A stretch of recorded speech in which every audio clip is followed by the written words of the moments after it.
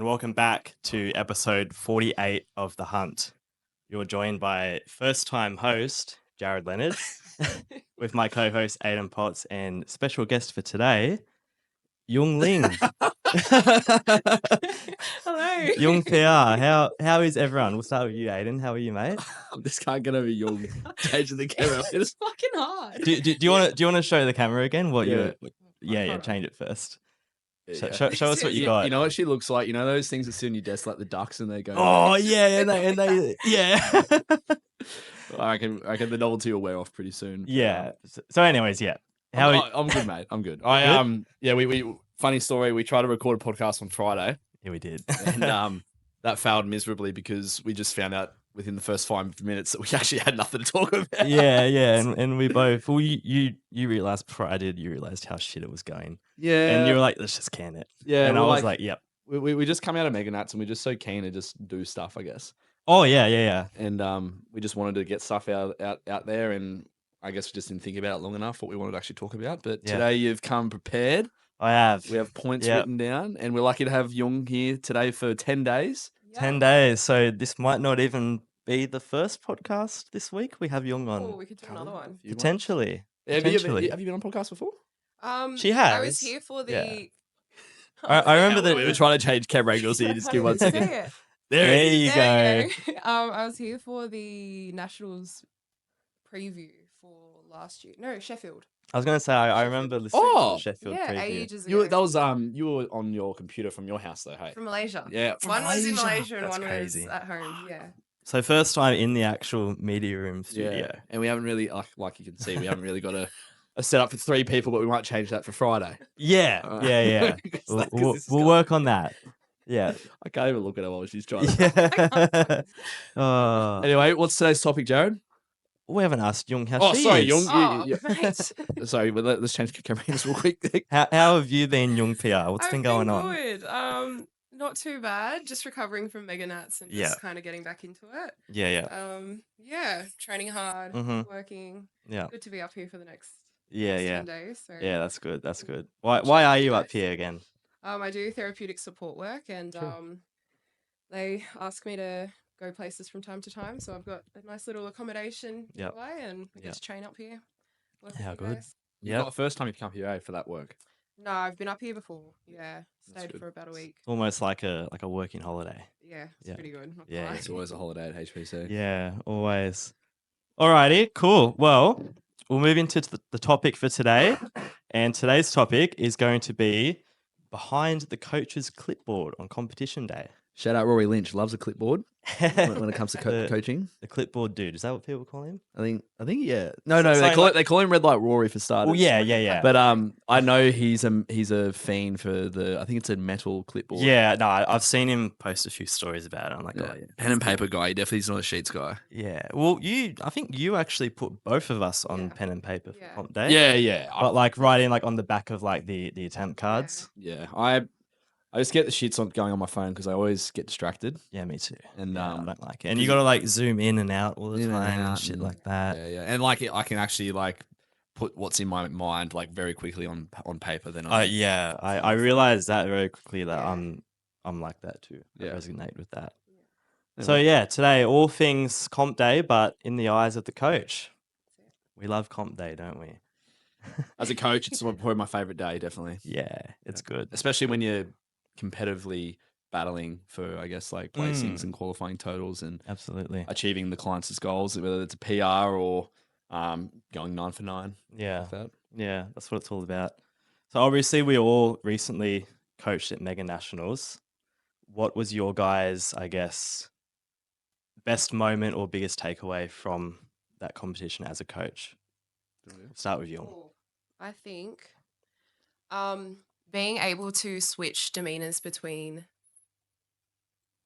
clients, like Oh yeah. you might have one client that's super locked in the fight, and the other client will just be like needs to A be gassed up goofball. constantly. Yeah. Yeah. Okay. So like, we had a few back-to-backs, didn't we, Jarrod? Where Oh, we did. we'd be on the yeah. platform one moment, and then have to be serious and locked in, and then the next Yeah. moment we have to be having a laugh with the next one. Yeah, and getting actually, back on. I do remember that. Yeah, yeah, that was good fun. What about you, Aiden? Mine would probably be like I think something I did really well as a coach this time around for Mega Nationals was actually having discussions around being realistic for the outcomes of competition day with my athletes.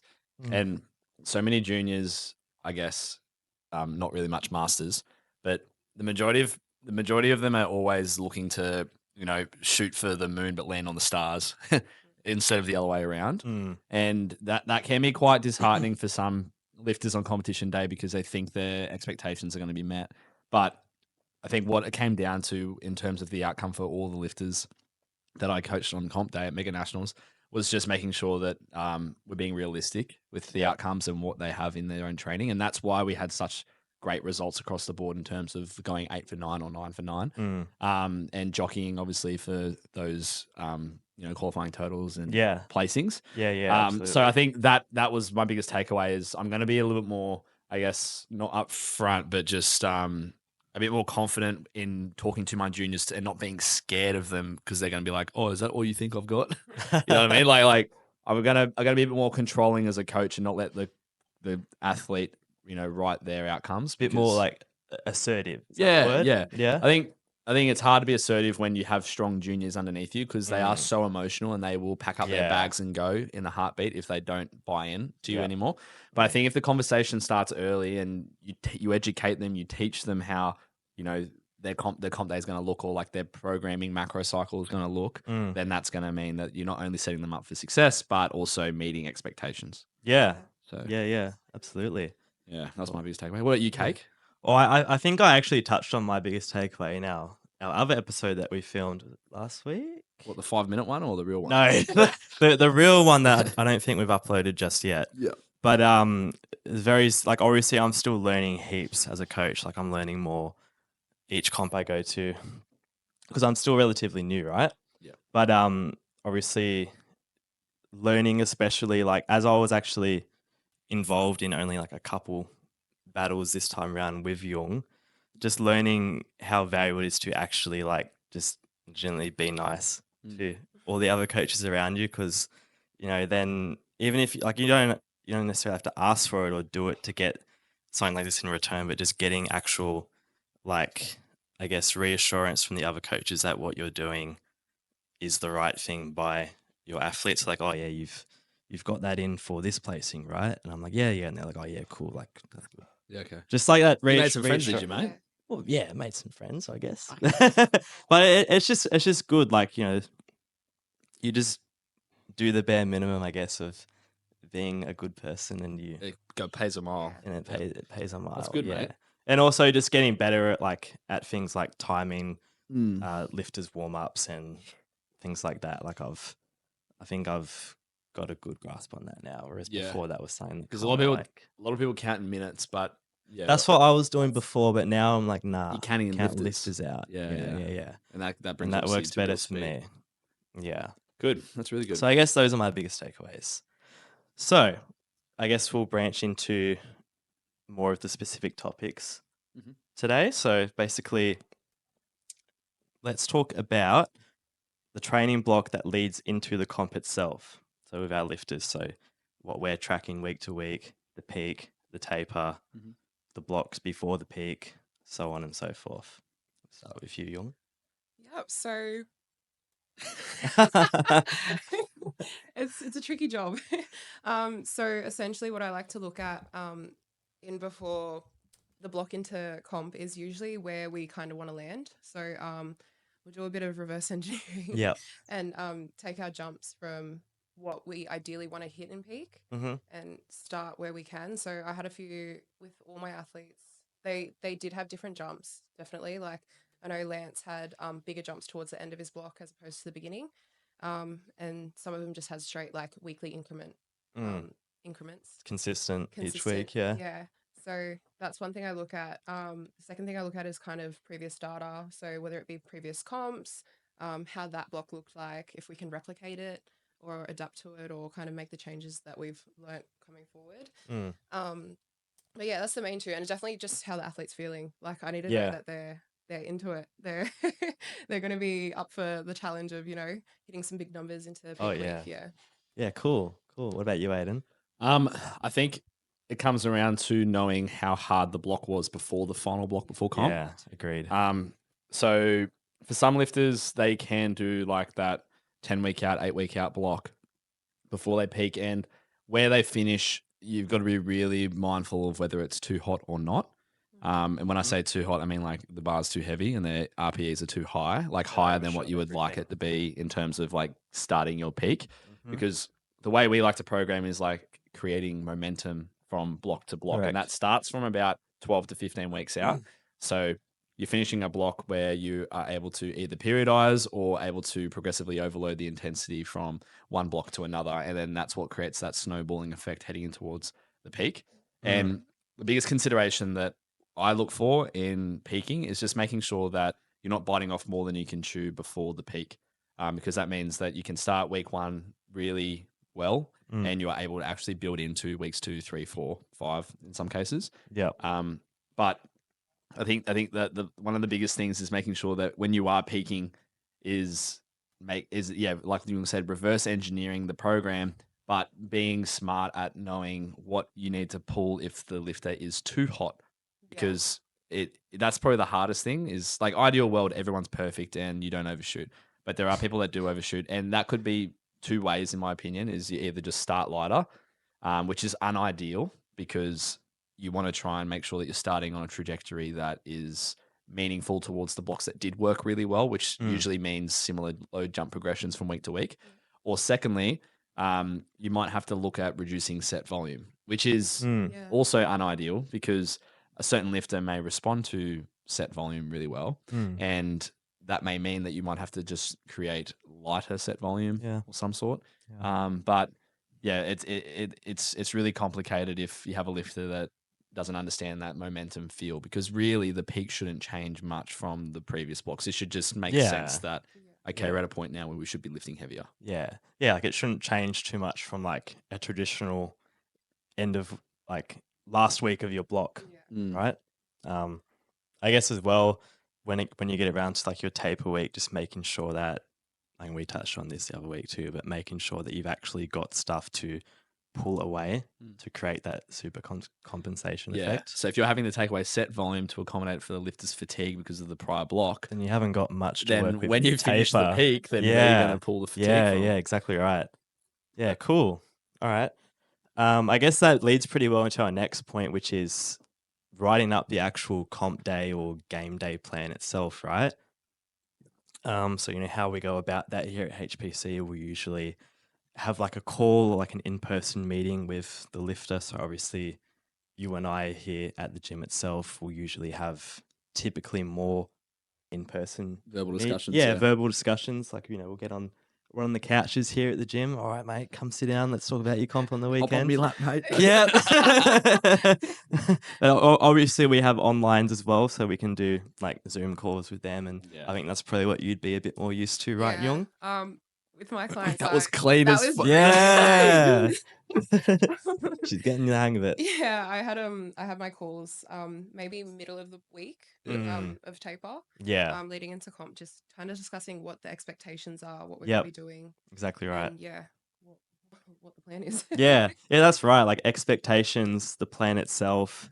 So, writing up what the, I guess, expected attempt plans will look like. So here's your planned opener, then here's your second if you're on, here's your second if you're normal, here's your second if you're not cash hot, and then same for the third. Yeah. But obviously, as we know, the comp day itself goes how it goes on the day, right? Like it doesn't always go how we expect it to when we write up said plan. Like, someone might have cut too much weight, and it might be their first time cutting weight as well, and it affects their performance. Yeah. Or their standard of lifting might be getting clawed out by the referees, Or they get anxious. Yeah. Like maybe it's their first competition or it's their first high-level competition and they're fighting for placings and they get in their own head about it, which is completely fine. But obviously that's when I guess you could say the ball is in our court to kind of make decisions by the lifter to put them in the best spot to still have a good day. Yeah,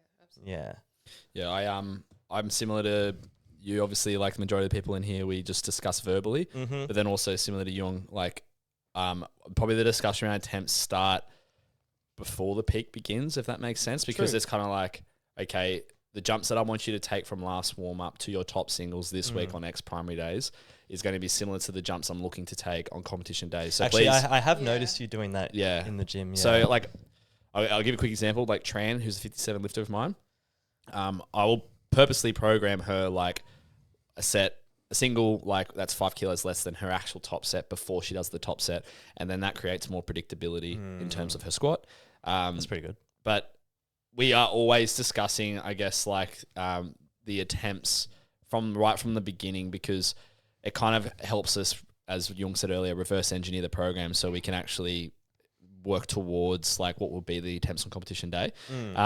But being realistic that when we start out the peak, we've got a range of attempts that we want to try and get within. Yeah, and then as we get exactly. closer, it just kind of like narrows. Yeah, that's right. But one thing I do, which goes beyond just having a conversation one-on-one, is I create, for every competition I do, for Mega Nationals, for example, I create a group chat with just the clients that I'm handling or coaching on that day. And I reinform them not only to recover well, making sure they're sending their trainings through, make sure they're feeling the program. But I also note that like, if you do want to have a call with me, like just send me a message and we can talk about attempts. Okay. Because I don't want there to be this like, element of surprise on comp day. Yeah, exactly. When they're like, I thought I was doing this. It's like, Exactly no, right, we've had communication throughout the entire block. So I think just having that group chat really helps put you on the same page as the lifter. And they obviously understand that, there are clear expectations for the comp day and no one gets upset.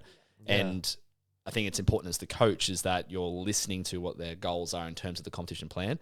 Yep. Because you want to know if there's a QT to hit, if there's a placing to hit, if there's a podium up for grabs, if there's records up for grabs, anything that you want to try and clear out, you need to have it at front of mind before the lifter like gets ready to taper. And then you have those things obviously written down. Yeah. But yeah, I guess that brings us on to the next point with like writing comp plans. Yeah. Writing comp plans, but also I guess more specifically writing plans for lifters who are in those battles for like placings, Right. QTs, records, things like that. Yep. Yeah. I guess how would you guys both, especially you, Aiden, have a lot more experience with those type of situations where you've got those battles in your hands. I guess how would you go about that when you're creating the plan, knowing, I guess, what's ahead of you on the lifter? So my stance on this sort of stuff in terms of like comp day battling has changed dramatically over the years, because I used to be like all about having the projected spreadsheet on like people's last competitions, what their recent training looks like, what like scouting, right? Scouting, like what they'll most likely fail on, what their most likely jumps are. I've come to realize that stressing about all those variables that could play at hand just takes away from the capacity that you have as a game day coach to look at just exactly what's happening in front of you. Exactly right. So when it comes to like literally, if I have a meet where like a lifter is jockeying for a podium, for example, and they've also got to hit QT, like just say that they're the two scenarios that you're looking for optimal outcomes. I don't really look at the possibility of what they can do unless they're not very strong at deadlifting. So deadlifting is literally the only part of game day coaching that you need to be smart with if you are the biggest deadlifter on the day. Correct. Yeah. But even so, it also plays into a lifter who doesn't have a big deadlift, because both lifters should be maximizing the subtotal.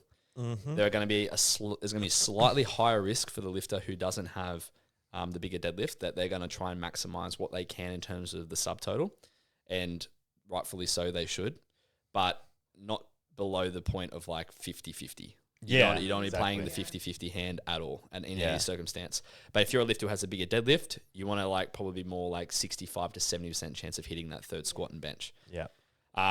So they're probably the only two scenarios that you're looking at in terms of a lifter of maximizing their game day coaching and with battling and strategies. And then when it comes to the last deadlift, that's when you can change openers. That's when you can watch final warm-ups, because obviously you can change an attempt 3 minutes before the first lift starts. Yep. So you can play the game up until that point. But once the first opener hits, you've just got to pretty much be smart with how many kilos you need to pull more than your competitor. How realistic that difference is towards the jumps that they've taken in training, but also what the other competitors are jumping in terms of attempt to know how much ceiling they have, and also being really good with your eyes and knowing exactly how many kilos that lifter has based on what you see in terms of, you know, technical breakdown or like lifting to the standard or what the referees see in some cases. Because some cases referees pick up things that are either really harsh or really like clean, and that may change the interpretation of your outcome in terms of what you want to put on the bar. Yeah. So that's the way that I've changed it. So I've actually reduced my toolbox of things that allow me to be a like great competition coach, competition game day coach. But really, it's just gotten simpler and it's become a lot clearer for me. And very rarely do you miss when it's only like a couple of easy things to remember. Yeah, that's good. Yeah. Cool. Do you have anything to add to that, Young? Or No, that's pretty much it. Like, yeah. Oop. pretty much what like Aiden was saying. Like, I focused on the few things that you had to. In terms of planning for game day, like again, maximizing subtotal. Like Lance was pretty set on being on podium, and was projected first. So we went in with a plan to maximize subtotal and then pull what we needed to. Exactly. So like literally our deadlift attempts was like, okay, first, here's what we're probably going to pull first, like first attempt. Second attempt, here's what we're going to do. Third was just whatever blank. you need, right? Yeah. we just wanted to load whatever we needed to. Sure, yeah. That's normal. Like half the time I just like, here's the comp plan. This is your opener. I don't know what your second and third is going to be. Yeah. Like we just need to submit an opener. And that's the thing I sign off with most clients is like, here are your openers. Like I don't even send the warm-up plans. I'm just like, here are your openers. Just say them at weigh-ins. I'll change them later if I need to. Like, and then it's really important that the athlete understands that like, what do you mean I'm only opening this much? Like that's not heavy enough. Or what do you mean that's like way too heavy? Like you just need to put a number in at weigh-in. Like it's part of the rules. And then you can change them 3 minutes before you start. Yeah. Just don't forget. Just don't forget. Forget to forget. Yeah, I'm sure you haven't. Cool. All right. Well, while we're still talking about battles, I guess we could talk about the most memorable battles that we've been a part of. Well, probably myself, not so much. I haven't really been a part of many battles yet. More so you, Aiden. Obviously, you, Young, you've got, I guess, a little dabble her first time. I got a dabble, but I guess you could share what's the experience like when a battle, I guess, doesn't really go to plan. You know, like obviously it's a bit touchy to talk about, but because I take part blame in this as well. Because as I just said, you need to play what's in front of you with your eyes. And when you had someone like, can we just talk about the specific scenario, like under 74 juniors? So Benny Watson was fucking on. He was hitting, and when he hit his second, I looked at Young because we this is another game day key. You do not have to submit an attempt straight away, right? Lance went before Ben. So whilst the timer was ticking down, we have a minute to submit an attempt. Yep. Ben, within that minute, actually hit his second attempt. So looking at Ben's squat, we were able to like submit our third attempt for Lance with like 10 seconds left on the clock. But to see how many kilos he had left in his tank, that was the determining factor whether we reattempt the second attempt or we just jump to something that we need to jump to based on what was in front of us. And fucking Benny Watson smoked it. Yeah. I've looked at Young and I've gone, fuck, he needs at least 240. And then, you can explain the rest. Yeah, so... I felt so bad because I kind of... For context, my boy Lance... Shout out Lance. Shout out to Lance. Hit his first opener, squat opener, and it was great. Flew. Loaded up his second at 235 and he got called for depth. But despite the depth call, it moved pretty well. It was high as fuck, but it was good. You reckon it was high? I reckon it was very high. Yeah, it was all around, wasn't it? I thought it was pretty high. It was all reds. He has the tendency to pre-hinge before his squat. Before he squats. As Raz says, pre-hinge ass squat. Yeah. But he pre-hinged a bit too much and he just lost a bit of room in his hips. So anyways, we loaded 240. He didn't get it. I think he was a bit in his head. And I think that's one thing about battling as well. It's like you can't let the actual battle get to your client's 100%. head as well. Yeah. Because a bit too much anxiety or being a bit too nervous, it's gonna affect your game day. The battle also didn't start on the day. The battle started because they trained together, right? So I was lucky enough to train with Ben. I got both boys in the gym with me, and it was good leading into comp being able to see what numbers were being hit by both the boys Yeah. and how it was moving. So I Elite guess level scouting. But that kind of that was scouting. that probably plays into like Yeah. the anxiety of it. Yeah, you can only imagine. Like, I think we had 374 boys training at the gym, all pretty keen on hitting podiums. So, like, training at the same time. They all knew their session was at 6 crazy. p.m. They all started training in the afternoon, and like just being around each other. Like, while it's great, don't get me wrong. Like, it's a bit of good competition. Yep. It can be too much. But if you say get like overweight. you're off and the other two boys are on, that can be quite confronting. There must Yeah, have been a lot of absolutely. peacocking. A lot of peacock, a lot of shirts Yeah. off. Yeah. But yeah, Yeah. like back to the actual game day itself, Young. Like, say it doesn't go to plan. Like, what? Because obviously this was probably your first battle, and it's probably like something that you'll remember forever. Yeah. What did you take away from it? I took away probably not being so emotional as a coach, or not to not be emotional as a coach, but don't show your emotions as much as a coach, because I think your I client looks to you, Resonate and with if that. you Yeah. look like you're disappointed, or if you look like you know what's going to happen, or what's the realistic Yeah, it's fucking hard. result. If they see that you are stressed, Yeah. they will be stressed. Yep. If Yeah, they see you absolutely. trying to crunch numbers and you look like you don't know what you're fucking doing, then They're be gonna like- stress, They're gonna yeah. stress as well. They're gonna be but like, like the other thing as well is like you need to know when you need to be emotional to them. Like Yeah. Lance's 240 squat, like he knew he had to hit that, but like the 235, he also knew he had to hit that. You know what I mean? So like you can't just say that like, oh, I'm gonna change my demeanor as a coach just because this is a third squat that you missed after a second. No, You need to be level headed. You need Yeah. to be like, look, numbers don't lie. You've done this in training. I've seen you tempo this. Yeah. You can hit this. Just give them the confidence. That, Give him the confidence. Yeah. Don't pour any more emotion than what you need to into it. I think the only time that is the case is a third pull. That's really it. But we have seen that in the past where lifters just get too aroused, Yeah, and too that aroused. that kind of fucks it as well. Yeah. Yeah, Or even, I guess absolutely. this isn't necessarily on the topic of battling, but say a lifter's about to bomb out. Say they've failed their first two attempts, they're going out for their third. Obviously, they know they got to hit it. Obviously, if you're stressing about it, they're going to stress too, and who knows what could happen, you know? But I think that's a skill that you and Lance will take away forever. Yeah. And Agreed. it's going to be so good because like you need to take that failure or that L to like know how to combat it next time. Yeah. And I'm sure he's been hitting depth since, right? Yeah, so he's gone to the soft sleeves, he's gone into heels, he's bought everything for it. Oh, good. He's working on it, which is great. That's like good. That's he's sick. more like he's working even harder.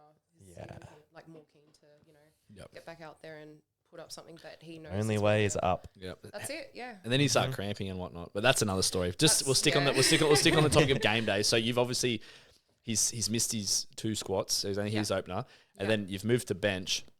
How are you keeping him up? So, that's a great. Like we had a good chat after squats, and we were like, "Hey, this is what we're projecting now. Like this is what it's looking like. Yep. We just have to maximize what we can. Yep. Because there was still the chance for podium. Absolutely. Yeah.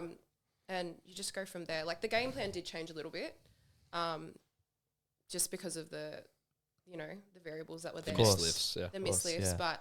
yeah. But you just have to kind of. I gave him enough space so he could have his think about it, and you That's know, good. I don't want it to like crowd him or anything. You don't want to be all Yeah. up in his You don't want to face. be in Yeah. his face. Like, Yeah. there's nothing worse yeah. than someone being like, no, it's okay, like constantly. Some to- lifters do want to cuddle, but some Yeah. lifters just Yeah. want to be left alone. Yeah, exactly right. absolutely. Yeah. So just finding that balance, and like that comes with coaching to begin with. Like again, like you guys said before, like the comp block isn't the only block that should be taken seriously. Exactly right. Yeah. Like going into your week 4 or 5 or 6, whatever it is, like in every other block, and when you're hitting big numbers, like they should be learning to train with intent and like Yeah. hit lifts with intent. So like it wasn't any different. Like I train with him, so I know what it's like coming into like a peak week. So just kind of giving that same energy that I would. Side quest. Side quest. Side press. Young Ling allergic to the lock in.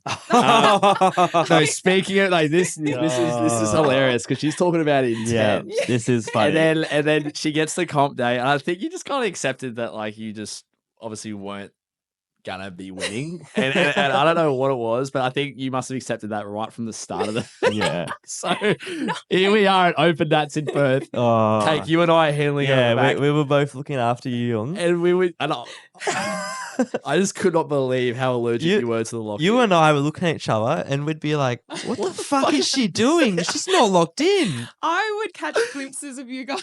Like, I'd just be chatting away. And you Yeah. guys just look at each other like, what the fuck is Yeah. she doing? Like, but like, And you do the most like the biggest nonchalant cuts, and like, yeah, I'm 4 kilos over 2 nights before, but it's so calm, bro. Like, I think it's like what you said. Like, I'm quite like a realistic lifter. Like, I'm a logical lifter in the sense that like I looked at the numbers, I looked at peak, I looked at how my training went. Mm. I and you're a looked at my coach, you competitors. know. I'm a coach. Mm. Like, I knew that, you know, Yeah, yeah. it wasn't in reach. Like, and why not just have a good day? Fucking oath. Like, Yeah, that's what I love. that is Yeah. good. Well, That what is good. difference? Like Mega Nuts, oh, not Mega Nuts, sorry. Open Nuts Open to me Nuts. wasn't different to like To a local any comp. different to a local comp. Like, Yeah. I still wanted Mm. to have my fun with it. No, that's good. Yeah, I yeah. But I've seen her lock in before, and it's Yeah. fucking good. And I Yeah. fail lifts. No, No, Young. I'm joking. no, you were locked in for junior states. I remember.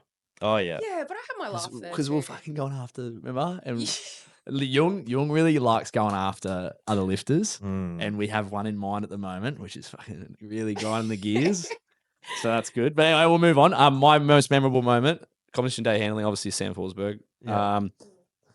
Like Yeah, I'm not going to dive that's the into one it. that comes to Yeah, mind. I'm not going to dive into it too much. Yeah, you've spoken about it here. Yeah, before. fuck, mate. Like, if you Yeah. haven't heard about it, geez. No, but like it was just the perfect storm. Like literally, it just worked out that every deadlift attempt was 22.5 kilo jumps perfectly, and it was all we needed to win on body weight. Mm. And something I did do when I told Sam, and this was something that a lot of coaches disagree with, was hide his training. But a lot of coaches after the fact said that, oh, we so saw this coming in terms of like his third pull. But he pulled 320.5 or 321 or something at States to just secure the QT in APU to go be top 6 to go to Nationals. I think it was against Alex Foreman, actually. Yeah, I remember that. He had to beat Alex Foreman to go to Nationals. I was like, refereeing that like session, 4 I months remember, before. So when we got back into training and we knew that he had way more than that, because I think he took like a 5 kilo jump to that third. I was just like, look, Yeah. it's going to be hard. It's going to be a big ask, but let's just keep the training quiet for now and just keep working away in the shadows. And then let's see where we land on comp day, because he started doing 320 for 2. I remember that too. Yeah, like he squatted like I think 280 for 3 or 2 reps or something like in the gym. So and he was benching well too, like bench his first 180. So it was kind of like, oh, like it's starting to piece together. But people didn't see him coming because he literally totaled like 80 kilos more than what he did at States. So that was nice. So sick. And that worked out in our favor. But now that he's hit it, everyone knows who he is now, and it's Yeah. going to be harder than ever. Well, as hard as each other to hit the perfect day again. Yeah. But you just got to get stronger. Like that's just the reality of it. That's In terms of like an inverse sort of scenario, I am very fortunate to be a coach of a lot of strong lifters who I see face to face. Yeah. Like I have a handful of lifters who I coach online that are over 500 dots, but I don't get to coach them because they're either international or like in a different language or they're whatever, you know what I mean? Like I don't get to experience that result. Yeah. But most of the time, when you have an elite lifter that is online, you don't get to talk to them as much in terms of their competition day or be there. Yeah. Is to just make sure that you have a plan that they're being realistic with, and that goes for the same as everyone else has said before. Just discussions that start off early. Yeah. But say for example, Luke Talley I going was head to going to head bring with French up French. too, Yeah. actually. Yeah. over in Worlds, and he lost on the final pull. Exact same scenario that I mentioned before. We had to be a bit risky with the jumps in terms of what we needed. And we ended up going 8 for 9, missed a third squat, which was, I think, 230.5 or 228 or something. Yeah. Massive squat for a young man. But the thing is we went based off his competition squat in training, and he squatted 230, which looked like, okay, that's your third on the day. So it was no means out of reach. But if I could go back in time, I would have taken something a little bit safer, especially with the fact that you're dealing with a kid who's under 18, who has traveled halfway across the world, going up against one of the other strongest 53 kilo men in the world. Kid, sorry, not a man, but yeah, he's a strong young kid, strong as a man. Yeah. And you have chips at play at that point, so Yeah. like use them. Yeah. Like just be a bit more confident in picking a number that you probably don't need to place much more risk on. And I think I just backed him in a bit harder Yeah. Okay. than probably what I should have. I should have just went with my gut feeling, Mm. because I asked him after his second squat, like, how'd that feel? What do you want to do? And he said, oh, like I'm good for 230. Like 230 is what I did in training. And I guess I just went off that judgment, but I should have just played what I saw in front of me, which was maybe 5 kilos left in the tank. Yeah. But like that's hindsight. That's fine. Yeah. And we went out and we did what we did on the bench. We went 3 from 3, got all the kilos we could. And Yeah. I guess we just had to hang on to the bar for deadlifts, and Yeah. he did that. He did. He did everything he could after that third squat to hang on to first place. And it just so turned out that the French literally pulled, it was like 266 or something Crazy. at 53. He did not have even half a kilo left in him. Had nothing in it. Yeah. So hindsight always, you're looking back and you just want to go, fuck, I wish I just took the smaller jump. But similar to you, You know with what? Lance, That's the game. But I think this is the Yeah. full circle moment. You just go with the safer option because you regret not hitting it in the end. Yeah. Like if Lance hit 235 and we didn't change a lift, he only needs to pull what 287 or 290. Yeah. Like, fuck me. Like, but when you're in the moment and the emotions are high and you're seeing other lifters make lifts and your lifter is behind by one lift, you do feel the pressure that like you need to catch up. But you just, if you do have a big deadlifter like Lance, then just stay patient with it. But inversely, if you have a not so big deadlifter like Luke, just take the kilos you have at play. Yeah. Exactly. Yeah. So yeah. You don't get very long to make those decisions either, do you? No, but that comes into what you were saying before about showing emotion. Correct. Time moves Yeah, yeah. fast when you're stressed and Yeah. you're fucking worried. And like Yeah. I know for a fact, like crunching numbers out the back for third attempts and whatever else it was, because we had a few. Oh runs yeah, like that, you which you was and I great. were doing that. That was so Like, much fun. Yeah. you get a bit of brain, like you get a brain freeze sometimes, and I had to Yeah. look at the board like a good 3-4 times just to triple check. Like I'm like make that too. I'm a sure- make huge sure I'm not triple doing anything checker. wrong. Yeah. Yeah. Yeah. No, that was good. Cool. All right. I guess now we could maybe talk about how do we go about handling lifters who aren't one of our own.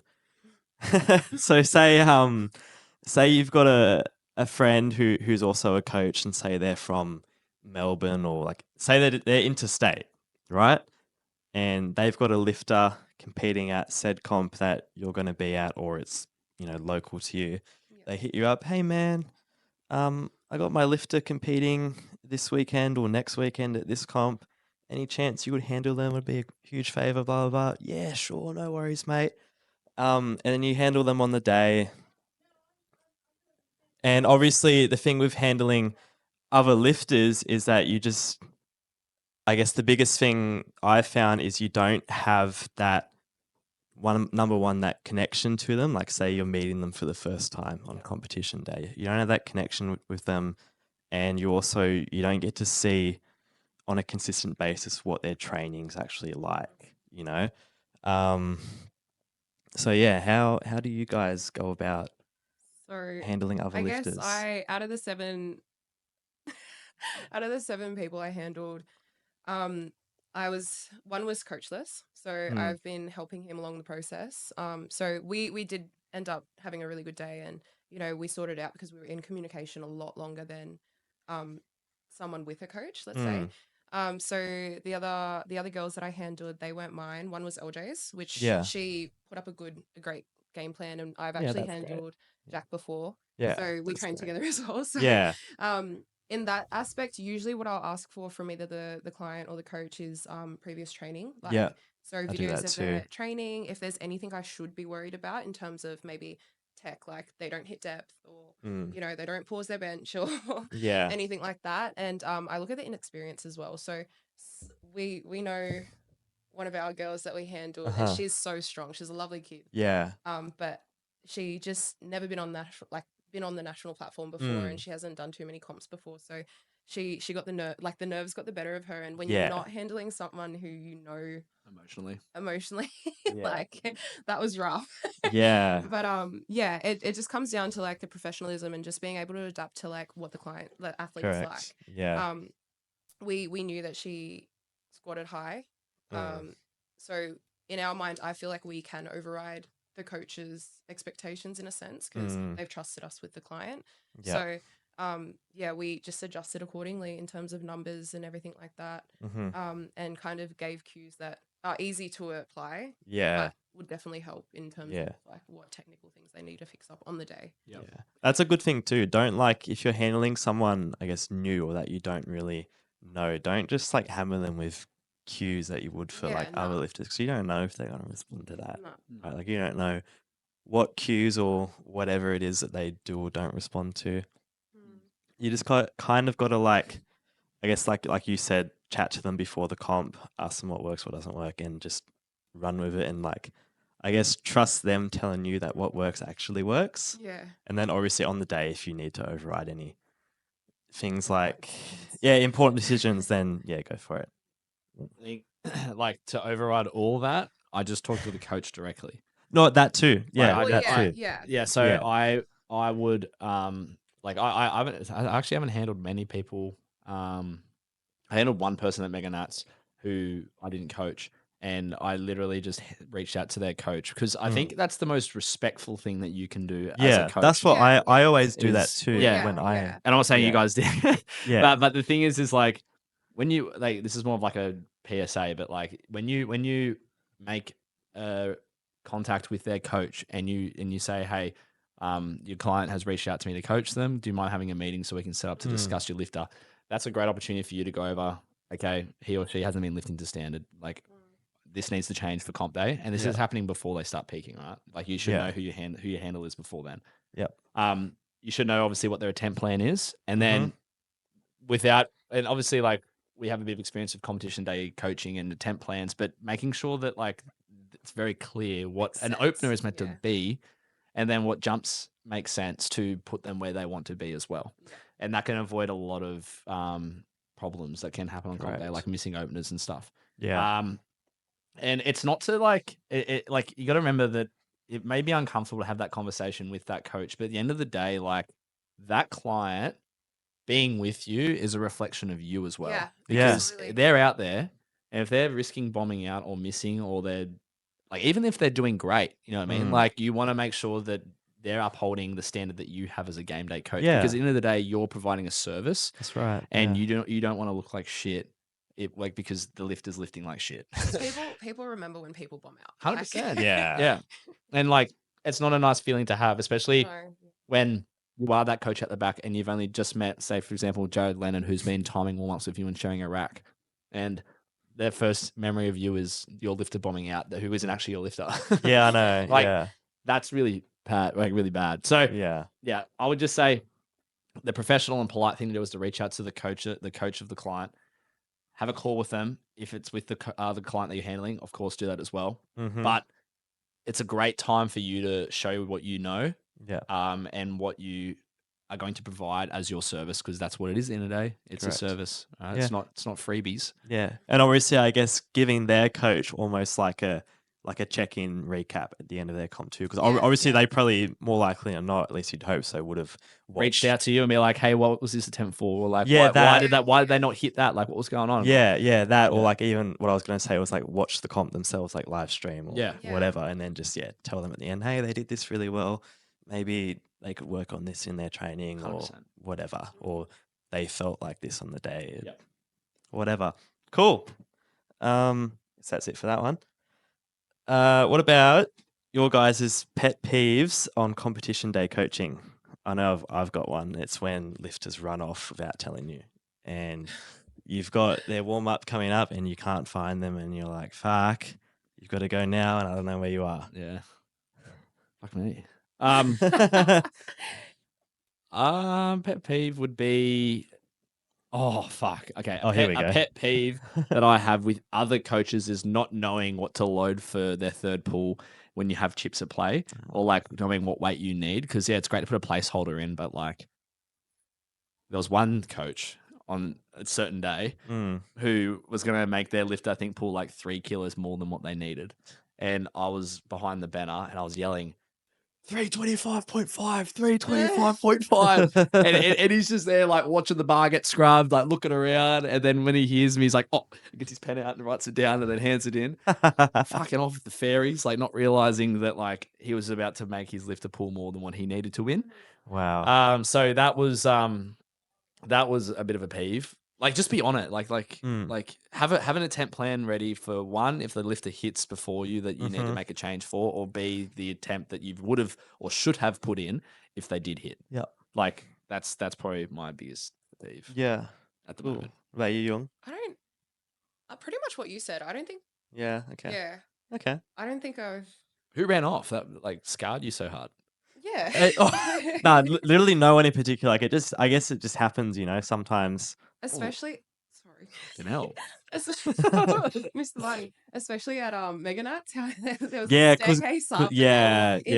Into the chill out room, and then At Megan Nats, it was a bit more, I guess, strenuous. Yeah, strenuous Trying to because it's got that. I Megan guess Nats was hell, but it was also great at It the was first. so it was really It was good. so No, It was 'cause, really like, really good. Yeah, a lot of people like. I think I was a bit skeptical on doing like juniors, sub juniors, and masters all together. Yeah. But fuck, like I could not do another Friday again this year. I need a year off. Every session, every flight, like it was hard Yeah. as fuck on the body, but like it just needs to be done. Like it just has to be a big week. You know what I mean? And then you hit your session in After. the warm up room at like what 10 o'clock at night. Fuck, I couldn't feel my legs. Stars. Young definitely didn't hit a session. I didn't. No, absolutely not. They said we had 40 minutes. I didn't even have my gear on me. I was Aiden and like, I did no. it. I did it. I borrowed your gear, didn't I? Yeah, you did. Yeah. You were I wasn't about shirtless. to share these Shirtless, things with and Aiden. all I borrowed was the belt. Pantsless. You were wearing those undies in Young's car still. Oh, They just weren't dirty undies. They're not undies. undies. Compression shorts. Anyways, so that's it. We're gonna move on to overrated, underrated, but before that, we'll have a quick bathroom break Alright. while we think of some topics. We'll Sounds be good. back. We're back. All right, so we've got our topics for overrated, underrated. I'll go first, will I? Yep. All right, so my one is changing soft suits or shirts on competition days, like changing different suit for squat, bench, etc. All right, 3, 2, 1. Probably rated. Overrated. Overrated. What? I've never done it before, but I get it. Really. I get why you do it. I would say the shirt changes. Oop. The shirt change is fine because you get all chalked up for. I squat think bench. the shirt change like makes more sense than the actual whole suit change. You'd be all stinky and suit- chalky. Yeah. Yeah. The But suit I change s- if you got a mad suit. Not all three lifts. Yeah, Though. Maybe yeah. just one or two. The shirt I get, yeah. Maybe not soft suit. Yeah. Okay. All right then. Moving on, Young. So I've got eating different foods on comp day Like than what you usually eat. than what you usually eat. Fucking hell, that's 3, 2, 1. Overrated. Overrated. Why as is that, hell. Young? Because when you're changing your food intake, leading like on comp day, specifically for comp day, you don't know how you're going to react to those foods, if they're going to fill you properly, Correct. Mm-hmm. anything like that. So do not change. It what might make eat. you go to the bathroom a bit too. Yeah. You know. That's where they are when you're looking for them. Yeah. Yeah. No, that yeah. The I think it should be clear what you need post weigh-in, but at the end of the day, like the type of foods that you should be eating should be very close to what you do eat in comp day. I think the only time it changes when you are cutting weight. You know what I mean? Yeah. Like you're not having hydrolyte or fucking. Jack just bent over and showed your green ass. You're not having hydrolyte. You're not having, I guess, like as many refined sugars and things like that as you do on comp day. But what you are having is the consistent macro and micronutrients, right? My turn. Yep. So probably rated, overrated, underrated. Being self-coached. Ooh. 3, 2, 1. Overrated. Overrated. Why is that, guys? you don't have someone like a designated person looking after everything for you. Yeah. You know, I mean, But if You- someone you if can- you someone can came get- to you and they were self-coached and they're making progress and doing well, well, then it's obviously working, right? But I feel like it can get to a point where you become, I don't know if this is the right word, but I guess emotional about like about yourself, and you know, you could get, I guess, distracted by emotions when making decisions that Yeah. are important, Mhm. right? Especially if you're coaching yourself on competition day, like you're self-handling. You know, like you just finish your squat and then you go give the tech desk your own attempt card. Yep, plus 25 or whatever. I don't know, but you know what I mean. Like I Mm. feel like you just don't have that second watchful eye looking out for Yeah. you. I feel like you can be a bit biased when you're That's the word, self-coached, biased. yeah. Biased. Yep. Yeah, so like you might think it moved a particular way, but if you Yeah. watch it back and you know, if you're coaching on comp day, like coaching yourself on comp day, you won't be able to actually tell what it's looking like. Do you know what I Yeah. mean? and You also don't when have a things feel. when things don't work, like you actually Yeah, miss yeah. and you crash Yeah. out, like what do you do then? Crash out. Like you need to be responsive into knowing how to manage fatigue, without being biased to your own emotions. Yeah. But I think as well, like a big one would just be like staleness and being limited Yeah. to what you know. And let's be real, like when we're young and we have a lot of people who before they sign up to HPC, like they've made progress on their own. It takes a very easy glance to look at the training age of the athlete and know that the reason why you're progressing is because you are so young and anything will work. Doesn't Yeah. matter what you do. Like there isn't some sort of like key that you hold and possess as to why you're making progress. Like honestly, if you just train for it consistently and you don't hurt yourself, and you make sure that you're sleeping well, like you're probably going to get stronger. Yeah. So I think just making sure that you know that training does get stale once your training age, I think, gets past about 4 or 5. Yeah. And then plateaus start to happen. Like, how do you problem solve then when you've never had to solve a single problem before? Yeah. That's where you look for another coach, right? Like the Yeah. person who has solved problems like what you've had having currently. Yeah, exactly right. But Yeah, cool. that's it. That's it. Cool. That's I think you did fucking well, mate. Sorry. Who am I kidding? My podcast. well, thank you, mate. did Maybe very well. you know, maybe the viewers can give some feedback Yep. if they want. I reckon we should clip the bit where it's like me blowing up at you, like this is fucking shit. Like, It's still on my laptop. So is it? yeah. Oh, I mean, why would I delete it? oh, fuck. I was a bit cranky, but it's all right. Yeah. He watches it on his bad days to feel it. Yeah, I watch it before a week 4. Yeah. You know, get me filled up. If you haven't found a girlfriend to break up with within 4 weeks, you watch that. Oh, mate, That doesn't work anymore, does it? we won't talk about Actually, that should have been my overrated, underrated, popular rated. Break up. Yeah, break up for fucking fuel source. It fucking works. Yeah. Well, I mean, Properly rated. I love the chat that I had with you over there. It was like, you need to find something a bit more deep and meaningful for fucking training than other than fucking girls, mate. And you remember that? yeah, of course I remember that, mate. We'll talk about that in another we episode. will, yeah, we'll save that for That was another good. time. That was a good chat. But yeah, all right. Thank you everyone for listening. As always, you know, share the podcast around if you enjoyed it. Give us some feedback, suggestions for future episodes if you want. You can find us on Instagram at Jarrod_HPC. Whoop. Whoop, whoop, whoop. Bunt. There she goes. PR_HPC. And Aiden Potts _ shit. HPC. Yeah, change Change it. Yeah, that. you get There all the you leads. go. there we go. Young gets all Cool. the leads. That's the 3 of us done. So we'll see you in the next one, which might have Young PR in it again. Hopefully. Hopefully. Yeah. See you guys. Bye.